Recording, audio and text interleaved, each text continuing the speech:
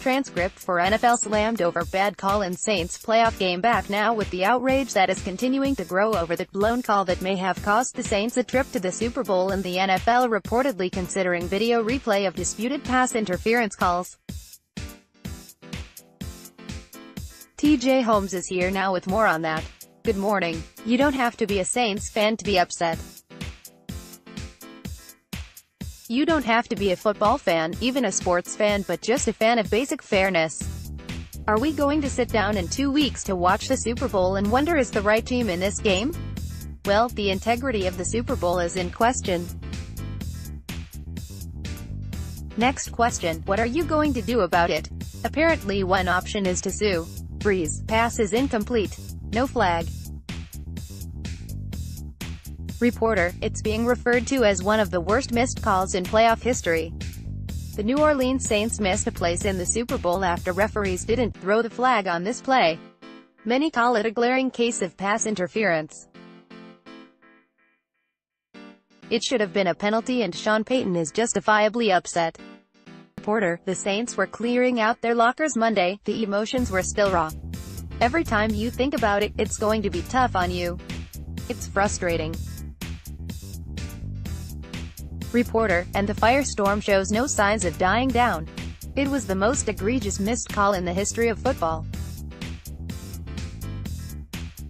To me, this is on the league office because you don't have a rule in place that would allow for that call to be reviewed. Reporter, ESPN is now reporting the NFL will consider a rule change making pass interference calls subject to review. Something Saints owner Gail Benson supports, saying she's been in touch with the NFL and that the team will aggressively pursue changes in NFL policies to ensure no team and fan base is ever put in a similar position again. And the fallout is spreading beyond the league, including reports of a possible class action lawsuit against the NFL filed by people who lost big money betting on the Saints.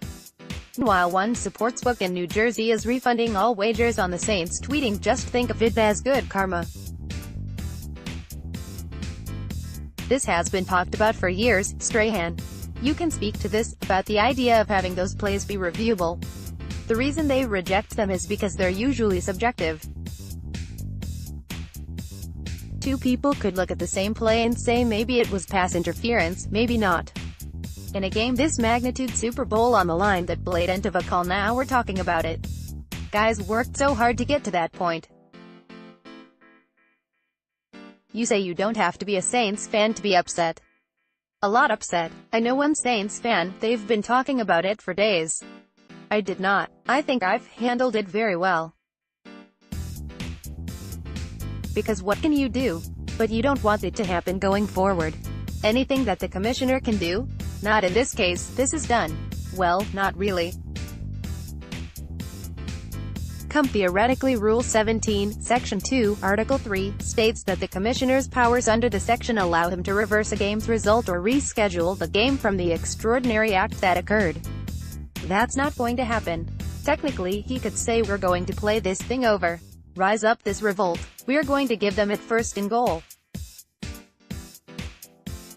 He could theoretically. Not going to happen, but in theory, he could. So do you want the Rams fans mad at me? Are the Saints fans mad at me? That's what he's thinking. You were there in the stadium. It was obvious. Obvious bad call. It could have been two calls. It could have been interference and personal foul because he hit him head to head.